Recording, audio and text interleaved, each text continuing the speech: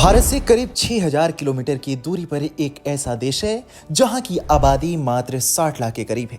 साल 2023 की रिपोर्ट के मुताबिक यहां का जीडीपी पर कैपिटा 84,734 अमेरिकी डॉलर है, जो भारत के जीडीपी पर कैपिटा 2236 अमेरिकी डॉलर की तुलना में काफी ज्यादा है। ऑस्ट्रेलिया से करीब 2700 किलोमीटर की दूरी पर बसे इस देश का नाम है सिंगापुर, जो पिछले कुछ दशकों में काफी आगे निकल चुका है। लेकिन आपको जानकर आश्चर्य होगा कि इस देश में भी निशान साहिब गर्व से लहरा रहा है। यहाँ सिखों की आबादी 12,000 से 15,000 के बीच है और देश के कई हिस्से में भव्य गुरुद्वारे बने हुए हैं।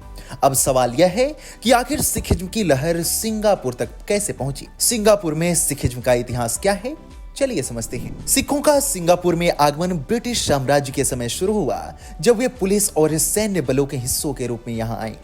उस समय सिंगापुर मलेशिया का हिस्सा था और सिख समुदाय के लोग यहाँ बेहतर जिंदगी की तलाश में आए थे।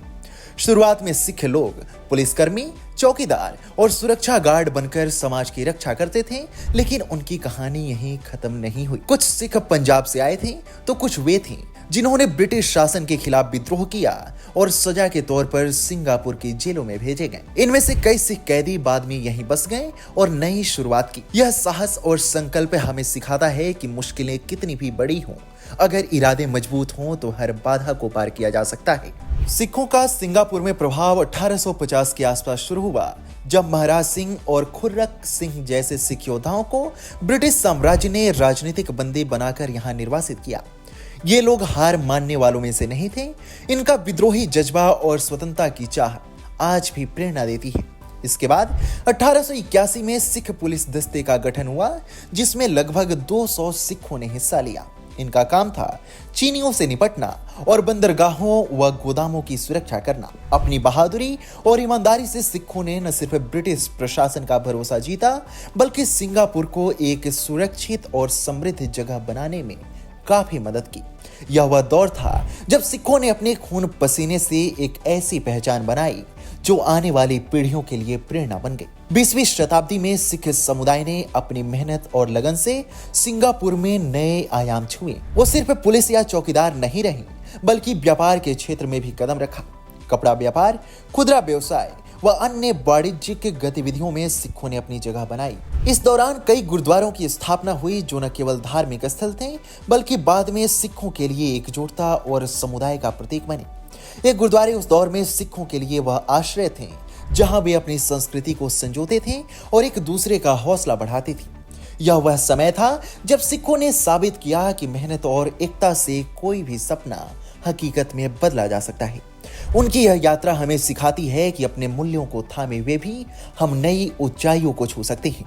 आज सिंगापुर में सिख समुदाय एक सशक्त और जीवंत धर्म के रूप में उभरा है। 7 सक्रिय गुरुद्वारे जैसे केंद्रीय सिख मंदिर और गुरुद्वारा साहिब सिलाट रोड उनकी धार्मिक और सामाजिक गतिविधियों का केंद्र है। ये गुरुद्वारे सिर्फ पूजा के स्थान नहीं, बल्कि शिक्षा, सेवा और समाज कल्याण के मंच हैं। सिख समुदाय ने अपनी मेहनत से न सिर्फ व्यावसायिक सफलता हासिल की, बल्कि सिंगापुर की बहुत सांस्कृतिक पहचान को भी काफी समृद्ध किया। यह समुदाय आज हमें दिखाता है कि अपनी जड़ों से जुड़े रहकर भी हम आधुनिक समाज में योगदान दे सकते हैं। सिखों का यह समर्पण और सेवा भाव हर किसी के लिए प्रेरणा है। सिंगापुर के सिख समुदाय ने कई ऐसे व्यक्तित्व दिए जिन्होंने अपने कार्यों से इतिहास रचा। चूर सिंह सिंगापुर के सुप्रीम कोर्ट के पहले सिख जज बने और न्याय के प्रतीक बन गए। कमलजीत सोइन, जो पहली महिला नामित सांसद और ऑर्थोपेडिक सर्जन थी, उन्होंने महिलाओं के लिए नई राहें खोली। जसवंत सिंह गिल ने सिंगापुर नेवी के पहले कमांडर के रूप में देश की सुरक्षा में योगदान दिया। मेजर जनरल रविंद्र सिंह और सांसद इंद्रजीत सिंह जैसे व्यक्तित्वों ने नेतृत्व और सेवा की मिसाल कायम की। सिंगापुर में सिख समुदाय की यह कहानी सिर्फ एक समुदाय की सफलता की कहानी नहीं है, यह एक ऐसी प्रेरणा है जो हमें सिखाती है कि संघर्ष के बीच भी उम्मीद को जिंदा रखा जा सकता है। अपनी जड़ों से जुड़े रहकर दूसरों की सेवा करते हुए और मेहनत के बल पर सिखों ने सिंगापुर में एक ऐसी धरोहर बनाई जो आने वाली पीढ़ियों को रास्ता दिखाएगी। उनकी यह यात्रा हमें बताती है कि चाहे परिस्थितियां कितनी भी कठिन हो, अगर हौसला और नियत सच्ची हो तो हर मुश्किल को जीता जा सकता है। आप सिंगापुर में सिखिज्म को लेकर क्या सोचते हैं, हमें कमेंट सेक्शन में जरूर बताएं।